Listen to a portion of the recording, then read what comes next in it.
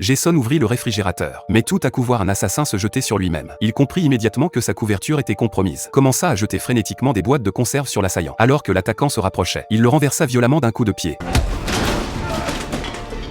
Jason attrapa calmement un paquet de couches. Sous le regard médusé des clients, il se précipita vers la caisse pour payer. En tant qu'ancien assassin d'élite, il savait que la tentative ne serait pas la dernière. Il retourna rapidement chez lui, se précipita vers la cage d'escalier, sortit son sac militaire caché depuis longtemps, rempli d'armes et de passeports expirés. Il préparait l'évacuation de sa famille. Contacta immédiatement son partenaire polyvalent Jason, lui demandait un passeport international pour toute la famille. Pendant ce temps, il se ruait vers l'école de sa fille, voulant la récupérer d'urgence. Mais en entrant dans la classe, il ne la trouva nulle part. Heureusement, connaissant bien sa fille, il devina où elle pourrait être. Rapidement, il la retrouva et l'emmena, avant que les tueurs ne rattrapent. Il devait trouver son fils et sa femme. Par chance, son fils jouait chez un ami, recevant un message. Il courut dehors craignant les reproches paternels. Voyant son fils sain et sauf, Jason prit rapidement les deux enfants pour retrouver sa femme Lisa. En route, il remarqua une voiture qui le suivait. Pour vérifier si c'était un assassin, il entra délibérément dans un tunnel comme test. Heureusement, la voiture ne le suivit pas. Jason poussa un soupir de soulagement.